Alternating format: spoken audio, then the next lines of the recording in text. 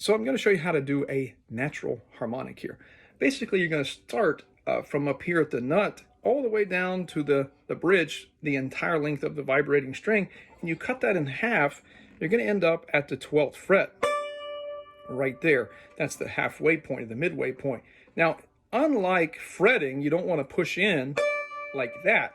You're basically going to take the finger and you're not going to put it where you would put it for the fretting aspect of it. You're going to put it right over the top of the fret, just lightly. Don't push in, just lightly, and then hit the string. And I kind of like to bounce my finger personally. I find that gives it a little bit more resonance, if you will. So that's how you do a harmonic here at the 12th fret.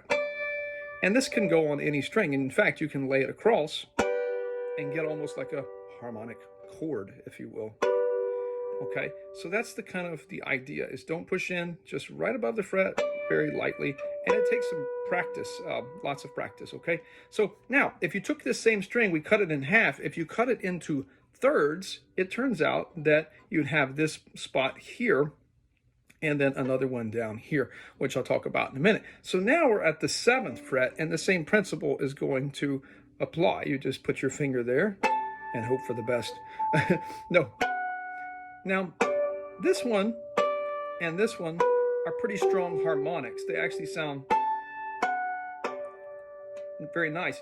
This is the 5th of whatever string you're playing. So this is a D string, and then if you count up from D, D, E, F sharp, G, A, or D, E, F, it doesn't matter. 5 away from D is A, regardless if you're in a major or minor key. And then that is an A note now, which is an octave higher than that A note. So this is a D chord on a banjo and a D harmonic chord, and this is a G. Okay, now if we take that and we cut it into, we went halves, thirds, now we're going to cut it into fourths. If you cut it into fourths, you're going to arrive at the 5th fret here.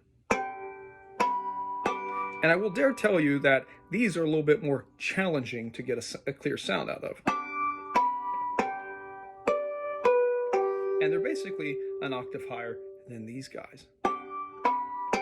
That's same notes, but higher up. So a lot of times, like on Grandfather's Clock, if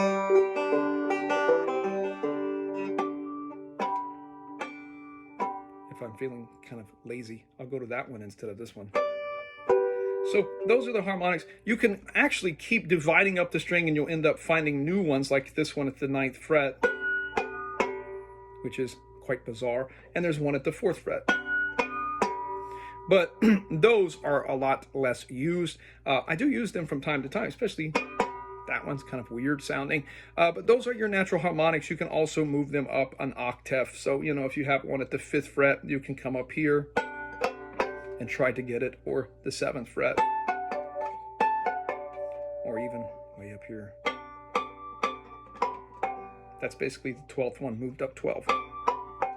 Okay, so 12, 5, and 7 are your main natural harmonics on the banjo and the guitar.